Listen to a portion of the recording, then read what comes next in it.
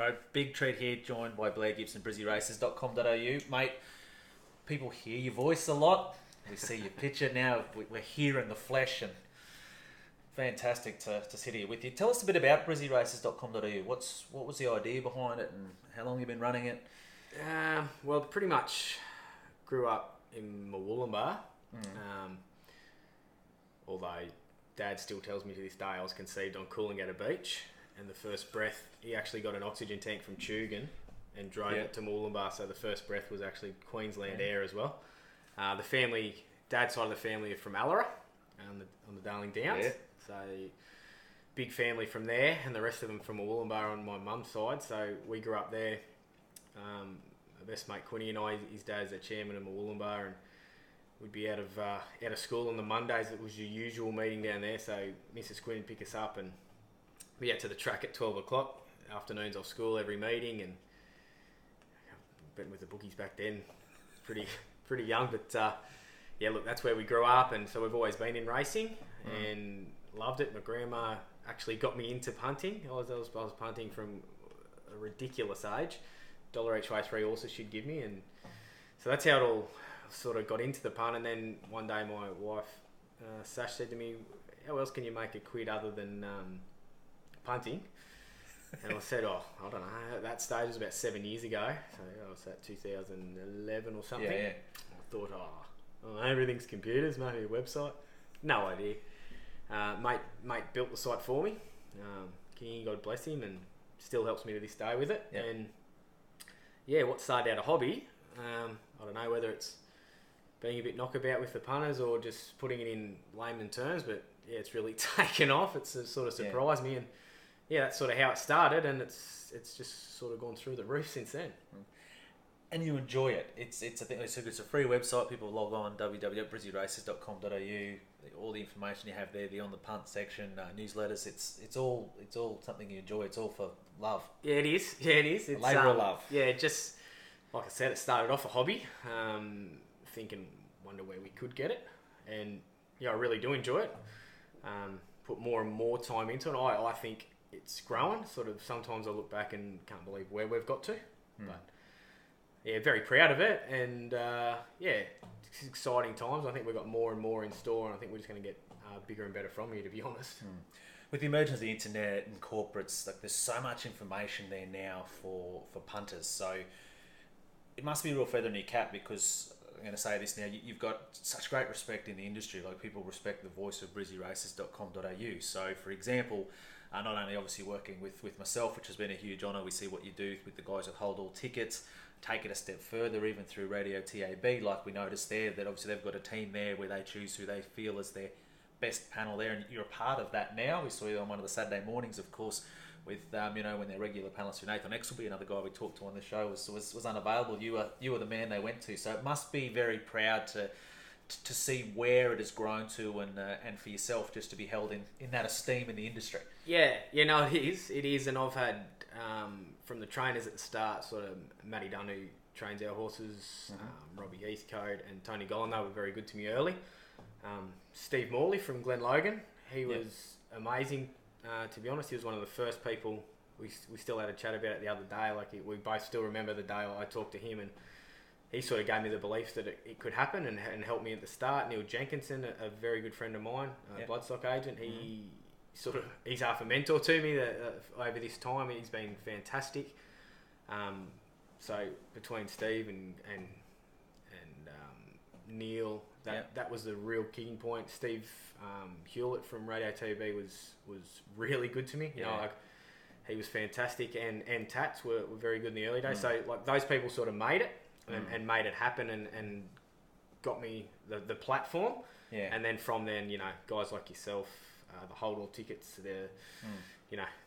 it's just sort of it's amazing where it goes. And now I do the race trips like Warwick. We were at Warwick last year, and saying how good that was.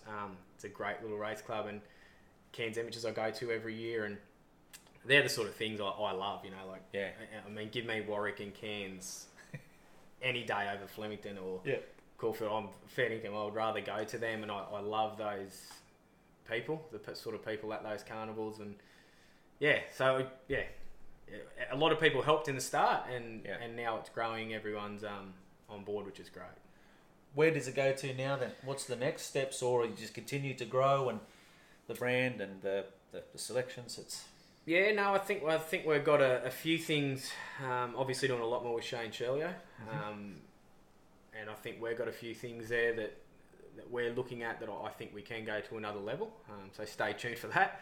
Haven't really released much yet, but I will be having more time to build it. So that's on the cards. So look, exactly how, we're not sure, but we have got a lot of things there that I'm sure are going to pop up in the next 12 months. But you just want to see it grow and grow, because it's organically grown to the level that it has. So now you're thinking, well, maybe we can keep going to another level. Yeah, well, I think it's like articles read or something that my hits count on the side, and when we first started, I think it was 40,000 the first year, and we got up to 450, I think, the last couple of years, and then last year we nearly 700,000. Yeah. So by that, there's a massive jump last year, and like I said, with more time, I think it's just going to get bigger, which is exciting, scary but exciting.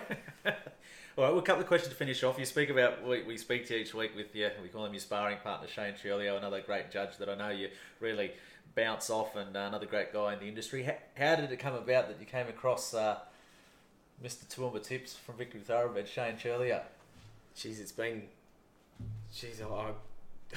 It's like getting thrown in a washing machine. I can't really remember where I first found the man. I'm not too sure, but it's been a whirlwind 18 months to 2 years. I'm not sure exactly when we first started, but no, he's been great for me and Bridgie Races, as in someone that you can bounce off. He, not many people know more than what he knows.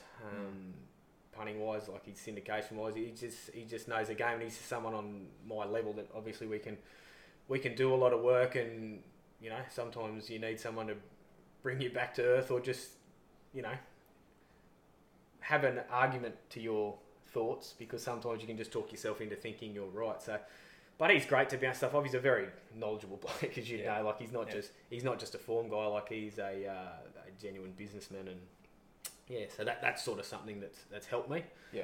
And I'll thank him for that as well. Yeah. You really respect his opinion, obviously. Yeah. He's a very intelligent man, and just a good knockabout bloke as well, which can be hard to find these days. But I appreciate sort of what he's done for me, and hopefully I've helped him in some way as well. And you have a good time along the way, because we talk about in the show the jibes of the bush battler, which he calls himself, to you the elitist, and all the rest of it, the grassroots punters versus the elite group and so forth. But he's a guy, obviously, you can have, as we know what we do, the three of us, you can have a bit of fun with him. It's not all serious and straight down the line. Yeah, and it's a great industry, like yourself as well. Like we've got message threads, and we talk all the time, the three of us. Guys like Matt Welsh, Davo, Tommy Haylock, like a message thread with them, and they're all guys who know their stuff. But the people you meet, that's what I love about racing. Like all you guys, like all the people in the start who are nice to me. I owe them plenty, but things like the Warwick races and that, just the people you meet, it is an amazing industry, and I think we're blessed to sort of have some type of involvement, and that's why I sort of want to do more of it, to meet more of those people. It's a great game, and if you just don't take yourself too serious, it's the people you meet, and people give you a shirt off their back, most of them involved in racing, and they're the ones you want to meet, and they're the ones if you surround yourself with them sort of people, you'll have fun along the way, and it'll be good. All right, couple want to finish off with horse ownership. What Shane jibes you about being in the elitist group, the 1% who've won $1 million race. Now you're a part of the Care to Think story. You're in the ownership there, and look, some pretty exciting times coming up there, no doubt. But gee, what a ride that's been, and that's another strand of you involved with the industry as an owner. Yeah, we've owned a few. First started off with a few of my mates and I threw in about $5,000 each, and we raced some handy ones. We had Cal Dietz. He was a bit of a lunatic for Matty Dunn, but he won in his first race. Run second in town on debut, and then won at his next race. We've had him. We had County Commands with Tony Gollan. She was a really good horse that we didn't get the bottom of her. She was a mad fresh horse with a few injuries. We had a bit of a cat in Screaming Jet. He wasn't real good. there was others, I can't remember, but like that was fun. We had a bit of fun with that, but I've sort of followed Neil Jenkinson now. He found Care to Think and Lifesaver. They're the two we're in at the moment. Mm-hmm. Story behind Care to Think's a bit sad, really.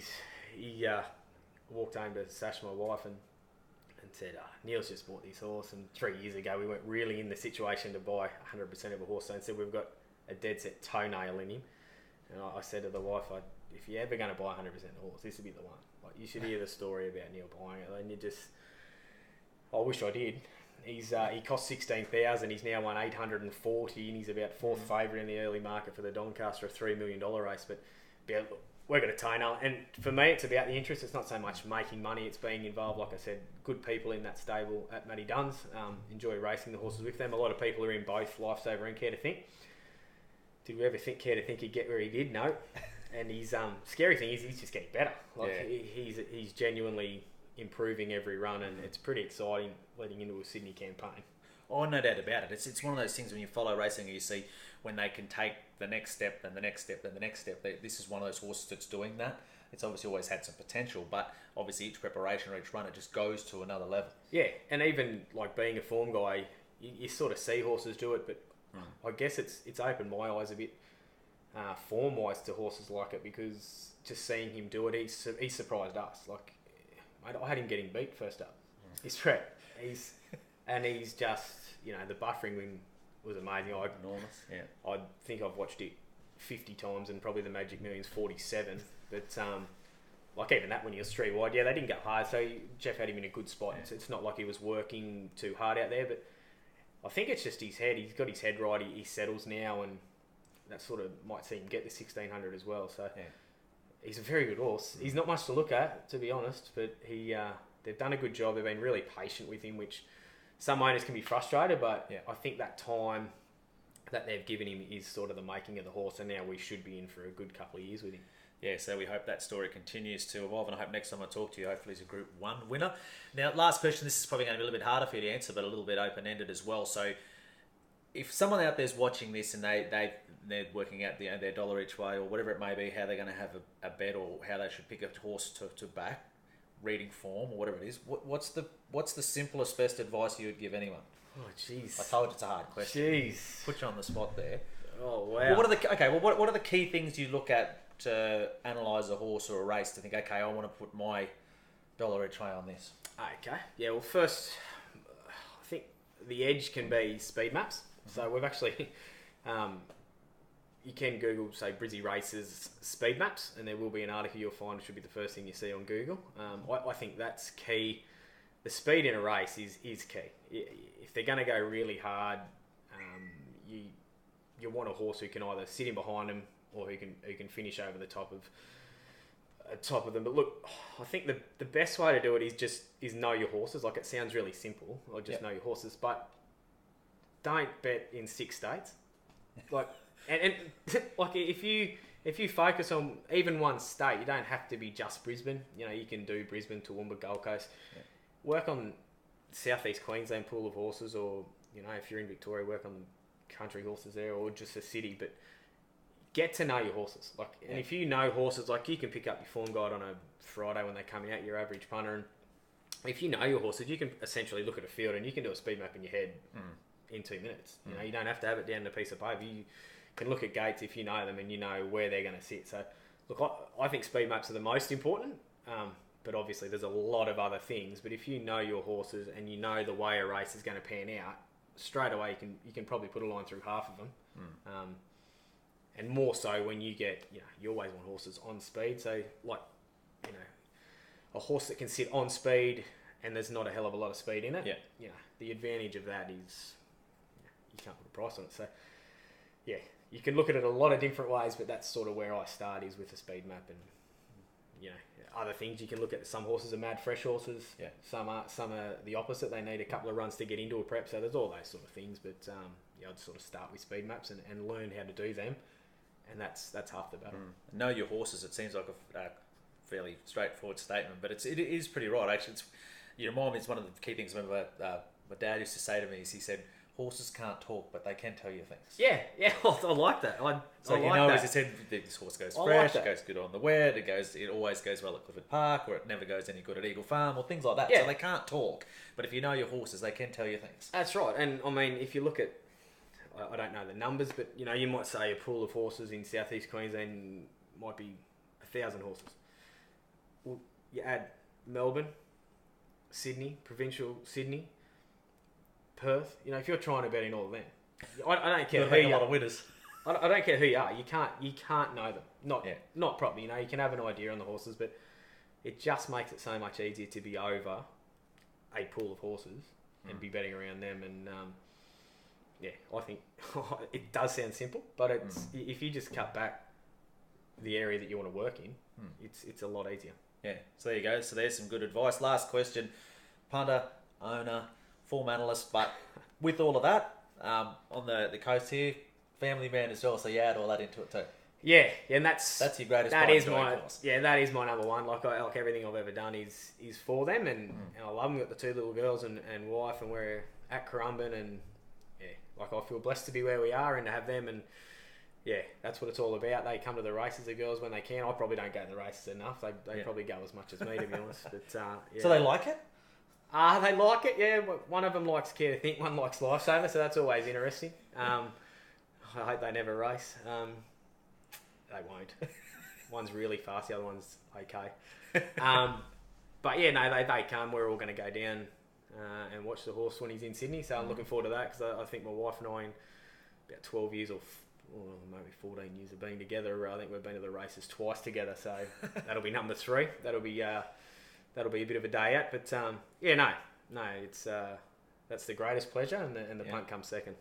Okay, so there you go. So now you know Blair Gibson, BrizzyRaces.com. That's Gibbo in, I don't know how many minutes that was, but that's Gibbo in 10 minutes probably. So last thing, plug. So what do people do? BrizzyRaces.com.au. How do they go about it? Sign up. What do they do? Yeah, just get on. BrizzyRaces.com.au. We've got everything there. We've got the Facebook page as well. There's links on the site to that.